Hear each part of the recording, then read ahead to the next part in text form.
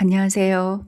효율적인 여행 일정과 꿀팁을 알려드리는 채널 제인의 어드벤처즈입니다.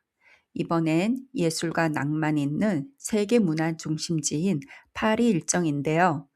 파리는 정말 볼거리가 많은데 중요 명소를 둘러보는데 며칠이나 걸릴까요?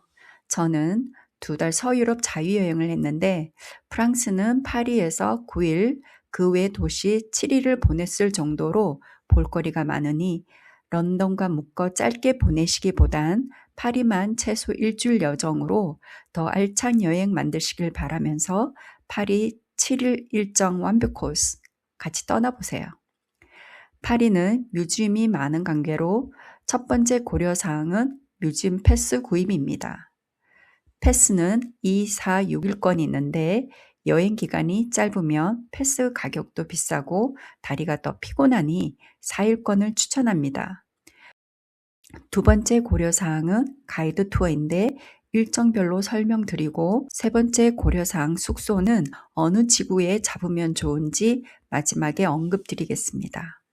우선 일정을 큰 그림으로 보여드리면 첫날 파리 시내 가이드 투어하며 대표 명소들을 둘러봅니다. 2일부터 5일째는 뮤지엄 패스 사용 지역을 최대한 효율적 동선으로 방문합니다.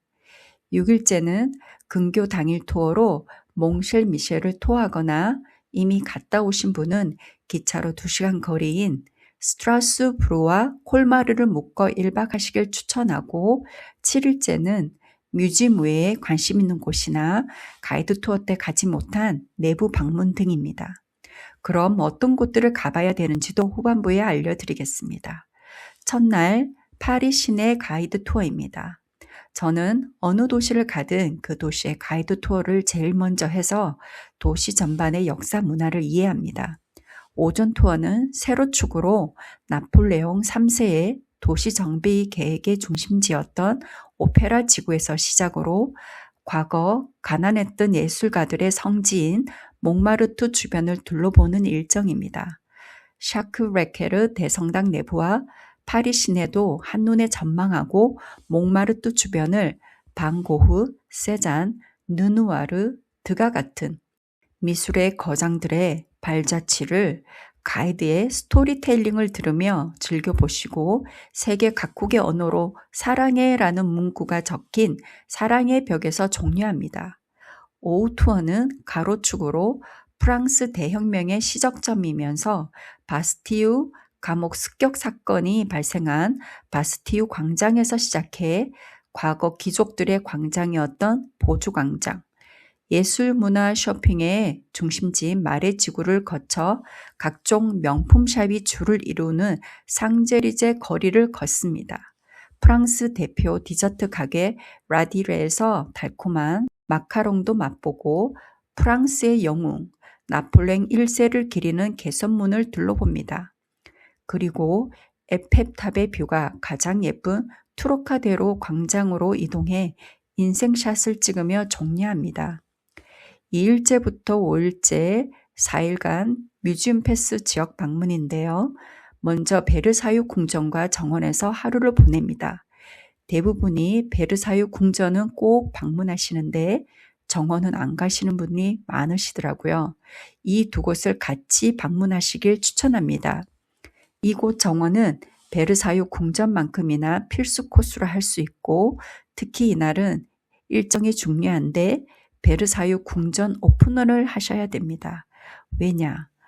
더운 날 긴 줄을 서서 시간, 체력 낭비하지 않고 인파가 몰리기 전에 쾌적하게 관람하고 대략 11시 반 이후에는 베르사유 정원으로 이동해 폐장 시간까지 즐기는 것이 꿀팁이 되겠습니다. 광활한 세계적인 프랑스식 정원과 별궁이었던 뿌띠, 그랑 트리아농에서 바로크와 로코코 양식의 호화로운 가구, 예술품들도 즐겨보시고 이와 반대로 궁전 생활에 질린 마리 앙뚜아네트가 전원 생활을 동경해 만든 촌락도 둘러보시기 바랍니다. 3일째 일정에서 5일째는 파리 시내 뮤지엄 방문입니다. 뮤지엄 방문은 피로도가 있어 효율적인 동선이 중요하고 특히 미술 가이드 투어를 추천합니다. 3일째 일정은 콩코드 광장, 오랑주리 미술관, 띨리리 정원, 루브르 박물관, 개선문 전망대 순입니다. 콩코드 광장은 파리에서 가장 큰 광장으로 화합을 의미하고 과거 루이 16세와 마리 앙뚜아네트가 처형을 당한 곳으로 알려져 있습니다. 온실처럼 보이는 건물이 오랑주리 미술관이고 모네의 수련백화 8점을 비롯해 20세기 유럽 예술품이 전시되어 있습니다. 타원형의 방에 거대한 수련 그림만 단독으로 전시되어 있어 완전 압도되고 감탄사가 절로 나옵니다. 끝나서 나오면 바로 띨리리 정원으로 연결되니 벤치에 앉아 잠시 휴식을 취해보세요. 2024년 파리 올림픽의 성화대인 열기구 성화대가 새로운 명물로 떠오르고 야간에는 공중 부양하니 놓치지 마세요. 근처 카페에서 테이크아웃해서 피크닉도 하며 파리의 일상도 느껴보세요. 이제 대망의 루브르 박물관 관람인데 가이드 투어는 2시에 조인해서 3시간 둘러봅니다. 디귿자 형태의 건축물로 가운데 유리 피라미드가 있어 마치 보석을 품은 듯한 인상을 줍니다. 밀로의 비너스, 사모트라케의 니케, 함무라비 법전, 민중을 이끄는 자유의 여신, 가나의 결혼식, 나폴레옹 1세의 대관식, 모나리자 등이 유명합니다. 저는 이날 금요일 오후 2시 투어에 참가했는데 이유는 수요일 금요일에는 9시까지 야간 개장해서 가이드 투어 끝나고도 여유롭게 셀프 투어하기 좋았습니다. 참고로 루브르는 35,000여 점이 전시되고 있으니 투어만 끝나고 나가기엔 아쉬움이 있습니다. 저녁 식사 후 개선문으로 이동해 전망대에 올라갑니다. 이곳도 뮤지엄 패스 사용 가능하고 조금은 아찔한 200여 개의 계단을 오르면 360도 파리 전경을 감상할 수 있습니다. 야경 명소이기도 합니다. 4일째 일정은 오르세 미술관 투어, 로댕 미술관, 앵발리드 육군 군사박물관, 파리지행 야경 유람선 타기입니다. 오르세 미술관은 19세기 후반부터 20세기 초반에 인상주의 및 후기 인상주의 걸작을 중심으로 소장되어 있는 옛 기차역 건물입니다. 약 3,000점 이상이 상설 전시되어 있어 이곳도 가이드 투어로 돌아보시길 추천합니다. 대표작으로 방 고흐의 별이 빛나는 밤, 밀레의 이삭 죽기, 마네의 풀바디의 점심 식사, 르누아르 작품 등을 감상하시길 바랍니다. 포토존인 5층 시계탑에서 기념사진도 찍고 시내 전망, 카페도 이용 가능합니다. 이제 당 충전했으면 도보 14분 거리의 로댕 미술관으로 이동합니다. 이곳은 우리에게 잘 알려진 생각하는 사람과 같은 로댕의 유명 작품이 전시된 18세기 저택 및 조각 정원으로 로댕이 국가에 기증한 작품을 기반으로 조성되어 있으며 약 6,600여 점의 조각품과 8,000여 점의 드로잉과 사진을 소장하고 있습니다. 이곳은 많이 붐비지 않아 여유롭게 작품 감상할 수 있어 좋습니다. 1시간 남짓 소요하고 바로 옆 앵발리드로 이동합니다. 앵발리드는 1671년 루이 14세가 부상병을 간호하는 시설로 계획했고 세계 3대 무기 박물관 중의 하나로 무기, 갑옷, 예술 컬렉션이 많습니다. 또 돔교회 지하 묘소에는 나폴레옹 1세의 관이 중앙에 놓여 있습니다. 이 또한 정말 웅장합니다.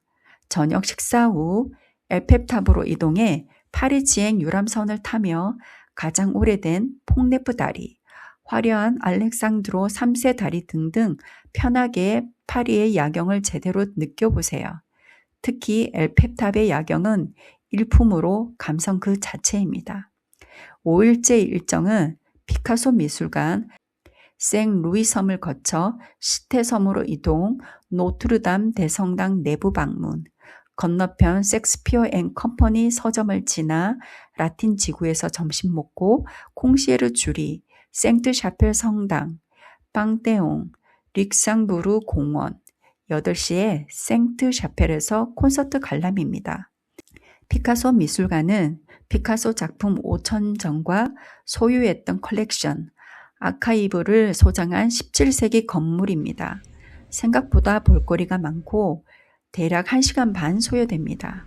도보로 17분 거리에 생루이 섬으로 이동해 가볍게 산책하면서 시대섬 노트르담 대성당으로 이동합니다.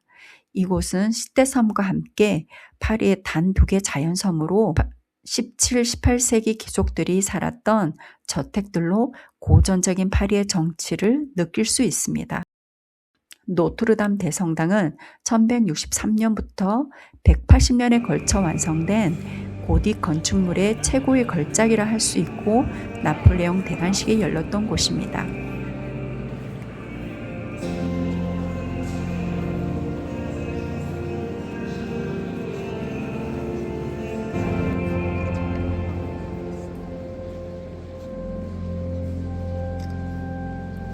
건너편 도보 3분 거리에 100년 이상이 된 클래식 감성이 느껴지는 서점 섹스피어 앤 컴퍼니도 잠깐 둘러봅니다. 근처 라틴 지구에서 점심 먹고 시대섬 꽁시에르 주리로 이동합니다.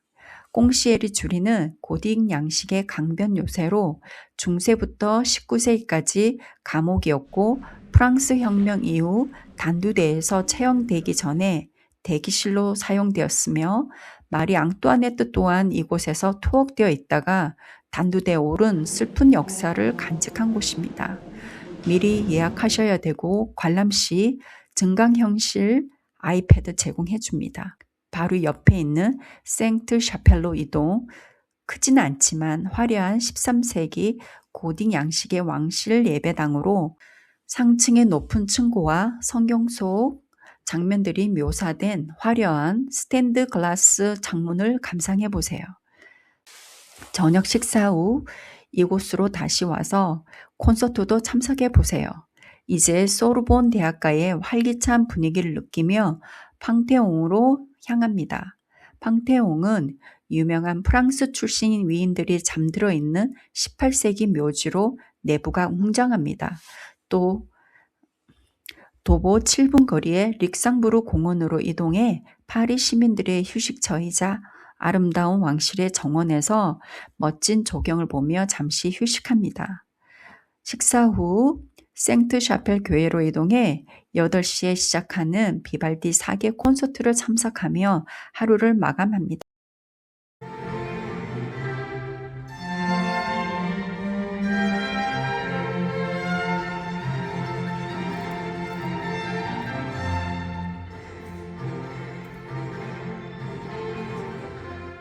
(6일째) 일정은 근교 당일 가이드 차량 투어로 지베르니, 옹플레르, 몽쉘 미셸을 방문하는 편도 4시간 반 장거리 일정입니다. 여러 투어사가 있는데 저는 10시 전후로 파리로 도착하는 투어를 선택했습니다. 몽쉘 미셸 야경을 보는 것도 좋지만 늦게까지 있을 경우 새벽에 도착하고 다음날 일정이 훅 날아갑니다. 파리 여정은 체력과의 전쟁이라 해도 과언이 아닙니다. 그래서 야경 투어는 비추하니 참고하시길 바랍니다. 당일 투어 첫 번째 코스 지베르니는 인상주의 화가 클로네 모네의 대표작 수련 연작이 배경이 된 곳입니다. 250점에 달하는 유화가 탄생한 예쁜 정원, 연못, 생가를 둘러보며 감성에 젖어 보세요. 두 번째 코스 옹플레르는 옛 노르망디의 모습을 품고 있는 아름다운 구항구로 16세기 반 목조 주택들을 볼 수 있습니다. 점심으로 홍합을 시켰는데 홍합이 작아 아쉬웠습니다. 세 번째 최종 목적지인 몽쉘 미셸은 에펠탑 이전 프랑스를 대표하던 찐 랜드마크 신비로운 섬으로 대천사 미카엘의 지시에 따라 바위섬 꼭대기에 수도원을 지었고 중세 축성 건축의 마스터피스가 아닐 수 없습니다. 독특한 지리적 요건으로 인해 프랑스 대혁명 이후 70년간 감옥으로 쓰였던 곳입니다. 7일째 일정은 뮤지엄 외에 관심 있는 곳이나 내부 입장 못한 곳 방문입니다. 추천을 드리자면 단연 오페라 가르니에 내부 방문입니다. 건축가 샤를 가르니에가 설계한 화려하고 웅장한 문화 공간으로 계단에서 나만의 화보 촬영도 해보시고 다채로운 샤갈의 천정화와 대휴게실은 감탄의 도가니로 몰아넣습니다. 끝나면 뒤쪽에 갤러리 라파예트 백화점에서 돔 천정을 보면 이런 상업지구에도 프랑스인들의 예술에 대한 열정을 느낄 수 있고 또 루프탑으로 올라가 시내 전망도 해보세요. 말의 지구의 보주광장으로 이동해 레 미제라블로 유명한 작가 빅토르 위고 집 방문도 추천합니다.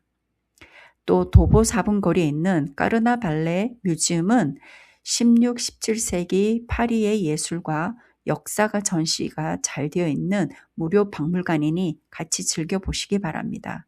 기타 59층 몽파르나스 타워 전망대 방문하시거나 고흐를 좋아하시는 분은 고흐 마을인 오베르시즈 우아즈 방문할 수 있는데 거리가 있어 반나절 소요하셔야 되니 시간적 여유 있으신 분들은 갔다 오시길 바랍니다. 그 외에 야경 투어도 추천하는데 파리 시청사에서 시작으로 에펠탑까지 3시간 야경 명소를 구석구석 방문합니다. 그룹으로 같이 다니니 소매치기 걱정도 덜 되고 알렉산드로 3세 다리에서 멋진 사진도 찍으며 파리의 낭만적인 밤을 즐겨보세요. 유럽은 화장실 문화가 인색한데 시내를 다니다 화장실이 급하신 분들은 버거킹과 같은 매장을 찾으면 그나마 쉽게 이용 가능하니 참고하세요. 이렇게 7일 여정이 끝났는데 숙소를 정해야 되겠죠?